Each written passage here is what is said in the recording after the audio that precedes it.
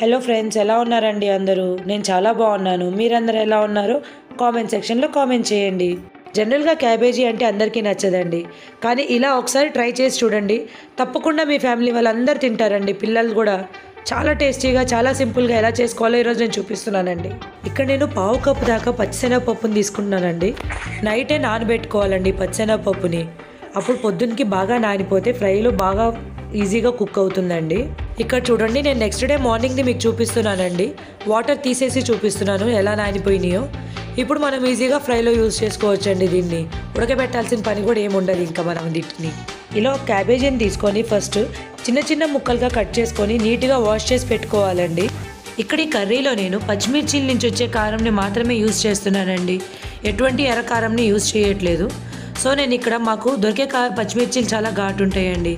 అందుకనే నేను 3 పచ్చిమిర్చిల్ని తీసుకుంటున్నాను. ఇక్కడ వేయించుకుంటున్నాను. లైట్గా ఆయిల్ వేసుకొని ఒక 3 పచ్చిమిర్చిలు తీసుకొని వేయించుకుంటున్నానండి.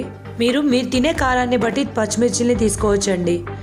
ఇక్కడ వాటిని లైట్గా వేయించుకోవాలండి. అవి కొద్దిగా కలర్ చేంజ్ అవుతాయి. ఆ చేంజ్ అయిన తర్వాత వాటిని దంచుకొని పెట్టుకోవాలండి. ఇప్పుడు వీటిని మెత్తగా దంచుకోవాలండి. వీడియోలో చూపించినట్టుగా కొంచెం వాటర్ వేసుకుంటే ఇంకొంచెం ఈజీగా దంచుకోవచ్చండి. లైట్గా ఒక 2 డ్రాప్స్ అండి, అంతే, ఎక్కువ కాదు. జస్ట్ ఒక 2 డ్రాప్స్ వాటర్ వేసుకొని ఇట్లా మెత్తగా దంచేసుకోవాలండి.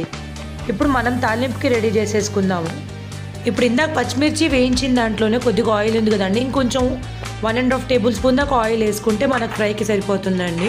ఇప్పుడు దాంట్లోనే నేను తాలింపు గింజలు వేసుకుంటున్నాను.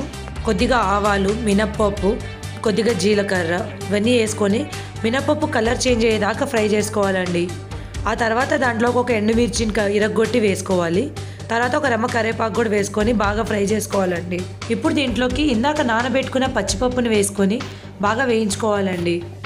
ఇప్పుడు దీంట్లోకి మనం ఇందాక దంచి పెట్టుకున్న పచ్చిమిర్చిల్ని వేసుకోవాలి. తర్వాత బాగా వేయించుకోవాలండి వీటన్నిటిని. ఇప్పుడు నేను ఇక్కడ 3 టీ స్పూన్ దాకా పసుపుని తీసుకొని బాగా వేయించుకుంటున్నానండి. పసుపు ఆయిల్లోకి బాగా కలిసేటట్టుగా. ఇక్కడ నేను ఆనియన్స్ కూడా ఏమీ యూజ్ చేయట్లేదండి. డైరెక్ట్గా ఇందాక కడిగి పెట్టుకున్న క్యాబేజీని దీంట్లో వేసేసుకుంటున్నాను. నెక్స్ట్ ఇక్కడ నేను 2 టేబుల్ స్పూన్స్ దాకా సాల్ట్ని తీసుకుంటున్నానండి. మీరు తినే టేస్ట్ని బట్టి సాల్ట్ని తీసుకోవచ్చు. నెక్స్ట్ ఇప్పుడు సాల్ట్, క్యాబేజీ, పసుపు, పప్పులు, కారం అన్నీ బాగా కలిసిపోయేటట్టుగా బాగా కలుపుకోవాలండి.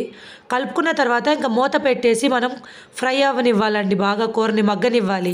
ఇలా మధ్య మధ్యలో మూత తీసి మధ్య మధ్యలో వేయించుకుంటూ ఉండాలండి. అడుగంటకుండా చూసుకోవాలి మనం. కర్రీలో క్యాబేజ్ని బాయిల్ కూడా చేయక్కర్లేదండి. ఒక 10-15 మినిట్స్ ఇట్లాగే ఉడకనిస్తే మగ్గిపోతుందండి క్యాబేజీ మొత్తం. అంతే అండి, ఫ్రై అనేది రెడీ అయిపోయింది. ఒకసారి టేస్ట్ అనేది చెక్ చేసుకోవచ్చు అండి మీరు, సాల్ట్ అవి సరిపోయిందా లేదా అనేది. సరిపోయి ఉంటే కనుక ఇంక అంతే అండి, ఇంక వేరే గిన్నెలోకి తీసేసుకోవచ్చు మనం కర్రీని. Simple and tasty cabbage fry ready అయిపోయిందండి. ఈ రెసిపీ అనేది చపాతీలోకి, రైస్లోకి చాలా బాగుంటుందండి. ఒకసారి ట్రై చేసి కర్రీ ఎలా వచ్చిందో నాకు కామెంట్ సెక్షన్లో కామెంట్ చేయండి. మీకు కనుక నా వీడియో నచ్చినట్టయితే ప్లీజ్ లైక్ చేసుకొని నా ఛానల్ని సబ్స్క్రైబ్ చేసుకోండి.